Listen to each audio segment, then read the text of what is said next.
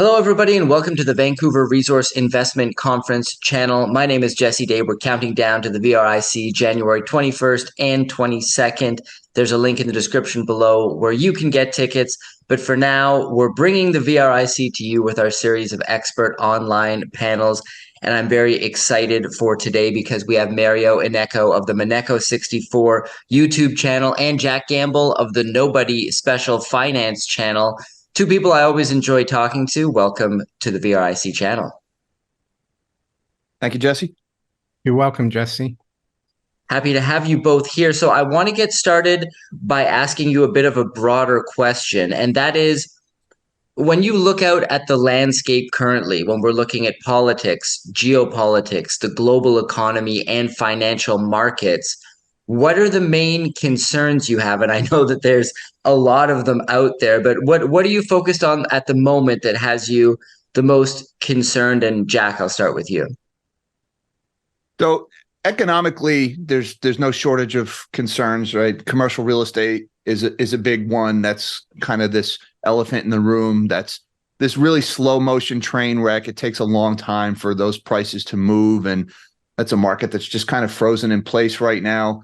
Housing market frozen in place right now. I could really lump those into the one category of the affordability crisis. You got people can't afford homes because the prices are at all-time highs and the interest rates are at 20, 30-year highs. Same thing in autos. People can't afford new cars because the prices and the interest rates are so high. So through the 1-2 punch of inflation and then higher interest rates to fight the inflation that the Fed created, the Fed has created an affordability crisis all across the economy. And they're doing everything they can to prevent wages from rising to solve that affordability crisis. So something's got to give there. Either wages have to lurch higher or prices have to come down sharply. And then geopolitically, obviously you've got, as economic crises mount up, what do world leaders typically do? Historically, they start wars. We're seeing that play out in real time, right? Virtually every corner of the world, there's either a hot war going on or there's the threat of war looming. And the U.S. just feels the need to get involved in every conflict that springs up everywhere in the world. So that's obviously a risk. And then domestically, you've got this downward spiral towards totalitarianism, something that really accelerated with the pandemic. And that's continuing as Orwellian policies that are meant to be the stuff of science fiction become normalized. And along with that slide into totalitarianism, you have this normalization of political violence that's starting to spring up in the West, where walk through a college campus, it's okay to punch somebody in the face because of a flag that they're waving or because of a hat that they're wearing. And we're equating somebody's opinion with an act of violence. And therefore, it's okay to hurt that person because of the way they think. So you've got that going on at the same time as this march toward totalitarianism. And I think if you extrapolate that across a couple more years, it's really frightening where we might end up. Mario, I'd like to get your thoughts as well. And maybe if you could give us a bit of a UK perspective on things too, as you are located in London. Yes, I pretty much agree with what Jack said about the economy and all the sectors not doing well because of rising rates. Here in the UK, it's the same story, even though we've seen now a bit of a relief rally in the bond markets, which means interest rates have come off. But I think for me, the biggest problem, not just for the UK, but for the whole Western world, is the debt. And not just consumer, household, or corporate debt, but especially government debt, and especially in the States. And I know I'm in the UK, but the US affects the whole world. And with interest costs just going over $1 trillion, with maturing debt and debt that the Treasury will have to issue in the next year, going up to almost $8 trillion. It's going to crowd out the private sector, is going to crowd out investments. And in the UK as well, I spoke recently about how taxation, and if you add inflation, it's taking almost 60% of the economy, productive economy. So I think that's the major problem for economies. Government is too big. Government is going to keep spending because there's an election not just in the US next year, but here in the UK as well. They have to call a general election before the end of next year. So that's how I see things geopolitically. Yeah, I think it's all theater. And I know, unfortunately, people die and things happen, but all the wars are what they call bankers' wars. And they have been for 300 years. And I recently read an article in the FT that was talking about how the Bank of England, and I'm sure other central banks are involved with them, even though they didn't say anything about that. They're preparing for a massive, another massive bond crisis, not just gilt or treasury, but also corporate bonds. And the narrative they're trying to create is that a major geopolitical crisis will trigger that. So that's what makes me, I'm not really worried because that's what they want you to be worried. But I think they will use an excuse of some crisis to basically say, look, the bond market collapsed, not because we've been printing and borrowing so much, trillions and trillions upon trillions for the last 15 or 20 years. No, it was because of what China did over there, or what Russia did over there, or what the BRICS were doing. So that's how I see things. Yeah, I saw a video recently of Biden giving a speech on a podium, and he was almost angry and defiant, saying we really need to talk about the fact that people think the government causes inflation. That's just not true. And he was like getting really worked up about it. It was quite a sight to behold. That's the message they're trying to get out there. I'd like to discuss Moody's downgrading the credit rating of the US. Is this a sign, in your view, that the mainstream and Wall Street are starting to catch on to the fact that a soft landing might not be possible? We're seeing, obviously, and we have been seeing a lot of more positive sentiment coming out of a lot of mainstream financial media, saying, look at the market, it's doing great, and it has been doing great. When we look at the small handful of stocks that are holding up the S&P and the Nasdaq as well. But what are your thoughts on the credit downgrade? Do you think sentiment is going to start to shift? Will there come a point where the mainstream starts to, I guess, tell the truth for once? And Mario, I'll go to you first. Yeah, I think they didn't really downgrade, but they put them on negative watch. And Moody's is the only major agency that hasn't downgraded the U.S. from AAA. Back in August, I think it was Fitch downgraded the U.S. Yeah. And back in 2011 was Standard & Poor's.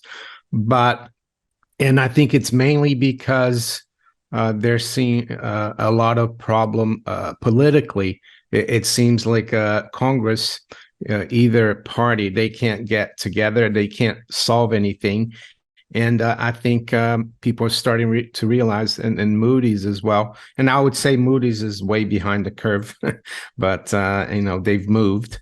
Yeah, people are starting to worry that there's no end in sight to all the deficit spending. There's no political will from both sides to sit down and fix things. And I think anyway, it's if you look at that chart of the interest payments on U.S. debt, it's taken off since last year. It's going to be impossible to stop that. I think it's just a mathematical thing. So, yeah, as for the economy, I think the only reason the economy looks like it's growing is because of all the deficit spending. So it's all the government. So Moody's, I mean, they're always behind the curve. So is S&P and Fitch. If anything, I would be rating all the major Western countries almost junk. Right. And Jack, your thoughts there. Do you think that the mainstream media is going to continue with the soft landing narrative right as the economy gets driven into the ground? Do you think things will start to shift? What are your thoughts? Yes, I do think they will continue the soft landing narrative. And no, I don't think the Moody's downgrade has anything to do with the concept of a soft landing. No, I am convinced that nobody who's paying attention honestly believes a soft landing is possible. The people who are saying it in the press don't believe it. It's you would have to ignore such a mountain of economic data to believe that that's even possible. It's never happened before. It's not going to happen now that the problem is even bigger. If you go around, most of the narrative of the soft landing, I think, is centered around, oh, look, the stock market is doing so well, it's up, and therefore we've nailed the soft landing. And most people maybe hearing that message look at the stock market as a barometer of the economy and say, okay, maybe we did stick the soft landing. But if you look at why the market is really up, the worse the news gets, the better the stock market does. That's not because of the soft landing narrative. That's because of the belief that the Fed is going to burr again, that they're going to ZIRP again, zero interest rate policy and money printing. So the narrative of the soft landing is predicated that asset prices are going to rise again. Why would asset prices rise? Because the Fed lowers rates and prints money. Those are not things that happen during good economic times. So really what the soft landing narrative is telling people, without actually using these words, that the Fed and the banks and Congress have screwed up on such an epic scale that any day now they're going to take us back to the policies that caused this inflation mess. That's not a soft landing. That means we've screwed up so big that we know they are going to rob the masses via inflation again, driving our asset prices up and making us richer at your expense. Now, whether they do that or not is still up for debate, but the soft landing crew believes that's what's going to happen. I do think the Moody's downgrade probably has more to do with this war that's going on and this fight that's going on between the Fed and Congress right now, or the Fed and Treasury. We'll lump Congress and the Treasury together. Moody's looks at the points that Mario brought up about the rising interest on the debt and the rising servicing cost. And then they're looking at the ridiculous condition in Congress where, assuming these people aren't just frozen in place, or assuming their handlers have been able to wheel them into the committee meeting to just vote yes, that these people are not going to cut spending. And so you've got the Fed raising the cost of debt service while the people are creating more and more debts. This is a game of chicken between these two organizations pulling in opposite directions. And I use the metaphor of parents fighting in front of their children. Doesn't matter who wins the argument, the kids lose, and well, we're the kids. So the Fed and Congress are arguing back and forth. No matter what happens, they're going to hurt us as the proposed solution to that. Well, I want to shift to geopolitics a little bit here and talk about President Xi recently making a visit to the United States, where he met with President Biden.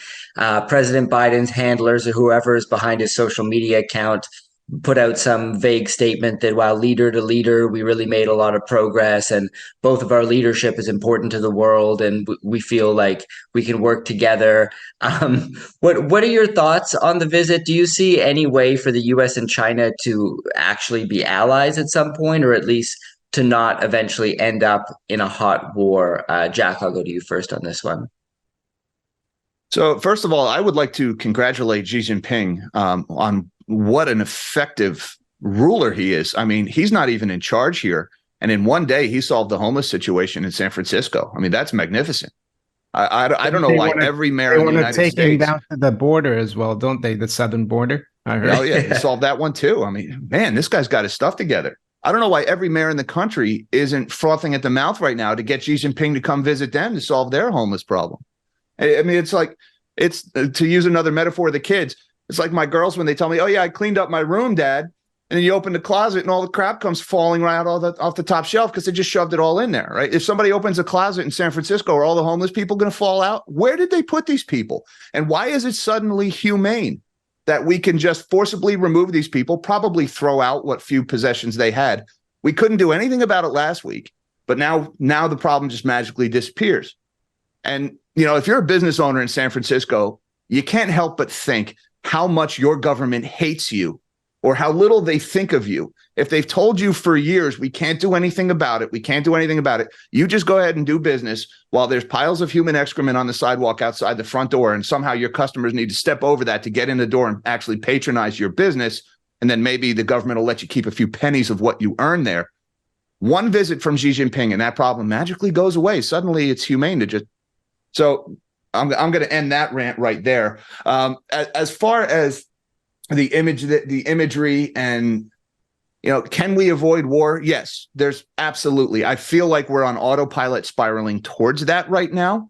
But we managed to not blow ourselves up with the Soviets. So yeah, the historical precedent is there. But the Cold War was hardly bloodless either, was it? Right? There was proxy wars all over the globe. We view it as a success because we didn't go nuclear, but really people were slaughtered all over the world during the Cold War. So, I mean, that's probably like a good outcome in this scenario is, yeah, the two big players don't actually go to head, but they fight through proxies and you still have innocent people dying all over the place. And unfortunately, like Mario said, all wars are banker wars. And when things get bad, bad leaders take you to war. Things are bad in China right now with their real estate collapse. Things are bad here with our affordability crisis. And I think leaders on both sides and bankers on both sides, the military industrial complex on both sides, are financially incentivized to see that conflict happens one way or another. And unfortunately, the people who make the decisions are controlled by those interests. So I'm not terribly optimistic here. I'm Jay Martin. On November 30th, I'll be hosting an exclusive live online video event called Crisis and Chaos, The Changing World Order. I'll be joined by some of the world's top military experts, geopolitical analysts, and economic advisors. They'll be answering my questions and yours about the cascade of global crises since COVID-19. This event is for anyone trying to make sense of our crazy world. Find out what could be coming next and how you can prepare your mind, your money, and your family. Crisis and Chaos, The Changing World Order, an exclusive live online video event on November 30th. Click below to purchase your ticket now. Mario, your thoughts on President Xi's visit and on the future of U.S.-China relations? Yeah, I saw that a lot of U.S. business leaders, like who was it? Elon Musk, Cook, the CEO of Apple, and others paid $40,000 each to listen to Xi Jinping at the Hyatt Regency, I think, in San Francisco. And I think it's all like part of a theater.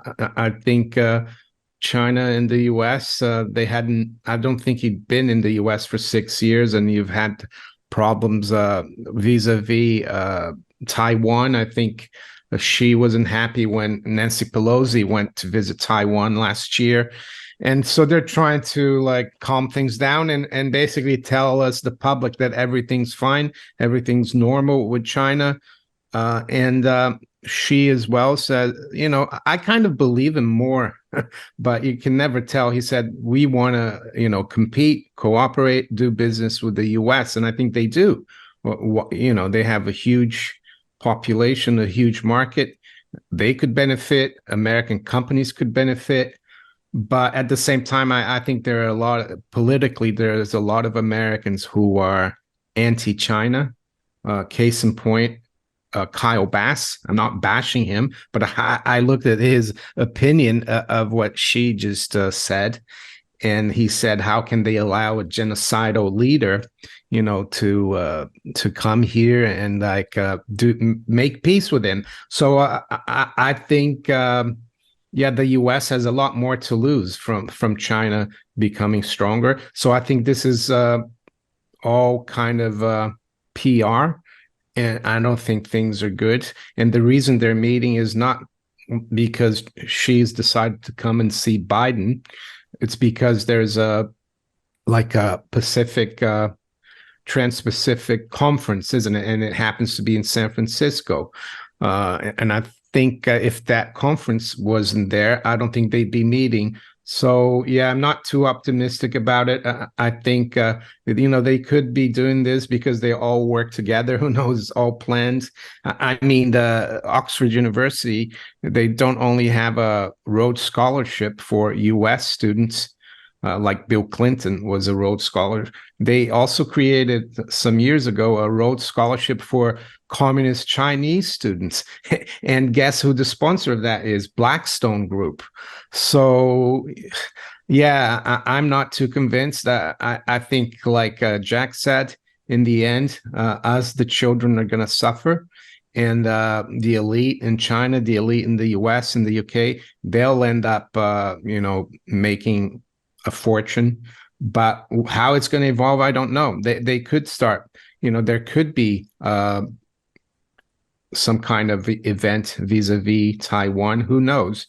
I think prior to World War One, all the major leaders in Europe were meeting with that chancellor of Germany, and it all looked pretty peaceful. And I think it was in 1938 there was a Munich conference, and if you're living back then, you probably thought, "Oh, everything's fine. We're not going to have a war anymore." So that's how I see it. And you both recently discussed a book that I think is really important called The Great Taking. It's a free book available as a PDF online. I read it a couple months back, and it's pretty terrifying in many ways. Could you summarize the what this great taking entails, and more importantly, your view on how people can potentially protect themselves from it? And Mario, I'll start with you. Yeah, basically, I read it online too, and I bought the hard copy because I think it's going to be an important book to have. Hopefully it doesn't happen, but I think the author contacted Jack online via email and said that he doesn't, there is a chance that it doesn't happen. But it's basically he goes over what's his name again, David Rogers Webb. He goes over how the people at the top, the bankers, the Federal Reserve, and the big families, they've been since the early 70s changing the way securities, stocks and bonds are recorded. I mean, the old days, you used to get your certificate. It was real paper. And then they created the DTC, the Depository Trust Corporation. And they employed a guy who was like a CIA guy who had no experience in finance. And he was nominated by a guy called Eugene Black, who was a former World Bank chief. And his father was a member of the Federal Reserve in 1933. So basically what they've been doing is, and Rogers Webb, he documents all the new regulations, all the new laws and everything that is all above board over the decades that they've slowly built up, so that when there is a major crisis and all the derivatives, quadrillions of derivatives collapse, they can basically take your stocks, bonds, all your financial investments within the system and use it as collateral to save themselves. And they can even take physical things that you have, but you have some kind of loan attached to it. So I see the way to protect yourself is to have some protection outside the whole system, unencumbered by that debt. And that's the lesson of the great taking, I think. Does that mean you should just get rid of all your securities investments? No, I think each person has his or her own risk, profile, and they have to decide it for themselves and decide, what kind of probability there is that this great taking might happen. And he compares it, of course, to the great taking of gold in 1933. And this time it's going to be a great taking of all the, investments. Yeah, and I found it kind of chilling when he was alluding to the fact that why would they do this? They don't need more money. And it kind of came down to pure malice, spite, and basically evil. Jack, I'd like to get your thoughts. You actually communicated with the author over email. Anything you could share of what he said, if you can divulge that, and also your thoughts on the book and how people might be able to potentially protect themselves from if this event transpires. I believe the author, David Rogers Webb is his name. He used the phrase, the greatest subjugation in human history is what the great taking would be. And he paints a picture of, to mention earlier with the soft landing narrative and how everybody's just assuming the money printers come back on and interest rates drop again, which is what's happened for the last 40 years. But Rogers Webb entertains the notion of what if they don't? What if they don't lower rates again? And what if they don't print again? And he explores this scenario that would come out of that. And he's researched that the banking interests have actually spent the last 40 years preparing for this very scenario and putting the legal framework in place all over the world, mind you, not just here in the United States, but all over the world, They put the legal framework in place where during a deflationary collapse, the banks take everything. And one of the key facets to this story is something called the securities entitlement. Now, if you've got a Robinhood account or a Webull account, Schwab, whatever, you're buying your stocks, you think you own stock when you click buy, but really what you've done, you've given them your money and you've bought yourself a security entitlement. You don't have the share, you have a claim of a share or an IOU a share. The actual shares reside with the central clearing counterparties, in this case, the DTCC, this Depository Trust Commission, I forget the full acronym. But basically, those shares reside in a single pool, one pool where all the stock is, and then you have a claim on that. Well, those companies, those market makers and those clearing providers, they can go bankrupt just like any other company can.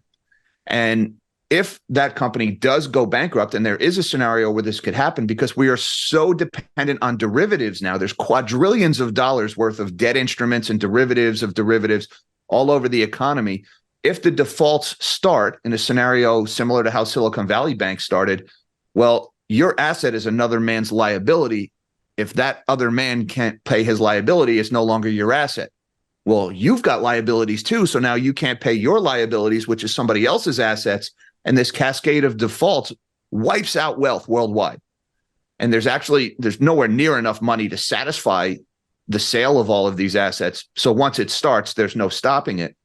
And that's why every time things get bad, they just print money and dump it into the system to prevent that from happening. But now we've got inflation and it doesn't work that way anymore. And the laws are in place where, say, the DTCC were to go bankrupt. Well, we who own stock, we are unsecured creditors of the DTCC.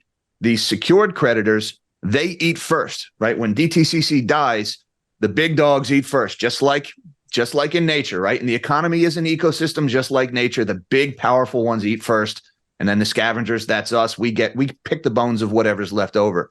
So all the assets are swept up to the banks, who are the secured creditors. And there's legal precedent for this. This happened during the GFC when JP Morgan seized assets that they were custodian of for Lehman Brothers. The courts basically ruled because the banks are a systemic risk, they are the protected class. Those words from the court decision, they are the protected class. So they get the assets. And then if there's anything left, the people who thought they own stock, they get pennies on the dollar of what's left. So your assets go away, but you've still got your mortgage. You've still got your credit card debt. So you're left with no assets and all your debt, which means that the banks take everything. Or it's basically the scenario of you'll own nothing and be happy. It's the Great Reset. Everything gets taken from you. And I reached out to David Rogers Webb after reading the book because it was a very convincing read. It was incredibly well researched. I had to take notes while I was reading it to understand it because there's a lot of new phrases I didn't know. But I wanted to bring David Rogers Webb on for an interview. He's not interested in publicity. He's not interested. He's been carrying around this knowledge, and it's heavy and it's weighing on him. So he just wanted to get it out there because it was hurting him to know this and be unable to stop it. So he just wanted to warn people. And I don't have the email up in front of me, but his message when I reached out to him was basically, I don't want the interview, but he wanted me to give this message that there's still time to stop this. And that the people who stand to benefit from this, the banking interests, right, they have inherited this because the people who set this in motion, the people who put the legal framework in place over the prior few decades, a lot of them are dead. Most of them, the rest of them will be dead soon.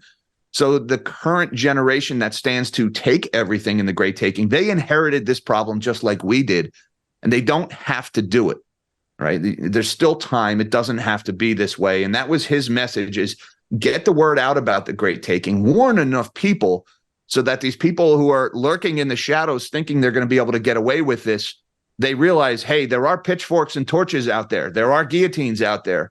And there's a historical precedence to what happens when subjugation on this scale happens. There's still time to stop it. And so he didn't use the pitchforks and torches. That was my embellishment there. He didn't suggest that, but that was Rogers Webb's message, is it doesn't have to be like this. Yeah, that's a special type of desire to crush the middle class, to actually build this over decades to the point where you pass away yourself before you can see it be implemented, but just die happy knowing that in the future this is going to happen to people. It blows my mind. I have a bit of a logistical question regarding this. I'm wondering if either of you can answer it. Maybe it's not a very smart question, but it's something that's I've been thinking about since I read the book. When, let's say, they take all the shares of a publicly traded company, could that company not respond in some way to that? Because now they would be all of their shares that were previously held and on the free market, so to speak, being exchanged, are now held by a small cartel. Who how does that situation work out? Can the company come forward and do anything about it, or are they just legally forced to bend the knee in that situation? I think any company that tries to do that will quickly find that they have new board of directors very quickly, because the shareholders control the board of directors. The board of directors appoints the CEO. So ultimately, companies answer to their shareholders. So they could try. I don't think it would end well for them. I think anybody who tries that would be quickly replaced. Yeah, and I think any company that tries that would also lose all its credit with the bankers, and they wouldn't survive. And I think that's why you've got companies like BlackRock and Vanguard, even though they hold a lot of stock for millions of investors. I think they're playing this game, and that's why BlackRock is so much closer to the Fed. And I think they're even considered a systemically important fund manager. So they would save BlackRock, and I think BlackRock would, they would sacrifice all the small investors that have put their money with BlackRock and think they have, title to a fund, but they're only titled to a fund, not to the stock. And I think a lot of people own stock through ETFs and funds, so they don't even directly own the stock. So it would be much easier. And I think the reason they're doing that, first of all, you have to be evil to think of doing this over such a long term. But they do, they don't care if they're dead, because it's a long-term plan, and you can't do it like overnight, or else you scare people. But I think it's more that they want a new neo-feudal system where just a few thousand people run everything, and they own everything. And like George Carlin said, it's part of a club, and we're not members of it. Yeah. Well, let's discuss how to potentially protect yourself from this sort of scenario. Obviously, gold and silver, we're preaching to the choir when we discuss that. I know both of you are sound money advocates, as I am. Um, do you think it's more important than ever in the face of this sort of scenario to actually have some sound money on your hands, free of counterparty risk? Obviously, Jack, I know you're a proponent of Bitcoin, and you also own Bitcoin. Mario, I believe you're not. And I hold Bitcoin as well. I'm kind of I don't have a preference. I consider both as sound money. But I'll start with you, Mario. Is this a reason why it's important to hold physical gold and silver outside of the system? Yeah, that's right. uh, Especially this, but also because of the currency debasement. I think even if we have a deflationary collapse like Rogers Webb thinks there will be, we could also have a hyperinflationary collapse. So, and even in the deflationary collapse, a lot of companies are going to go bust. A lot of people are going to go bankrupt, and they won't have any dollars or any pounds. But if you have gold and silver, that will, you will you'll be very lucky. You'll be one of the few who has any, real money left. So, yeah, as for Bitcoin, I'm not against Bitcoin or anything. I've looked into Bitcoin, and I even got involved really early in 2012. I understand the concept. It's just that I have a problem with the value proposition. Yes, you have to program and solve some kind of equation. You need to use a lot of energy, and that's fine. And you provide an open source blockchain where people's, no transaction can ever be deleted, but you don't really get anything physical for it. And that's my problem with it. and it hasn't been around as long as gold and silver. So I'm not sure how it will perform in such a event.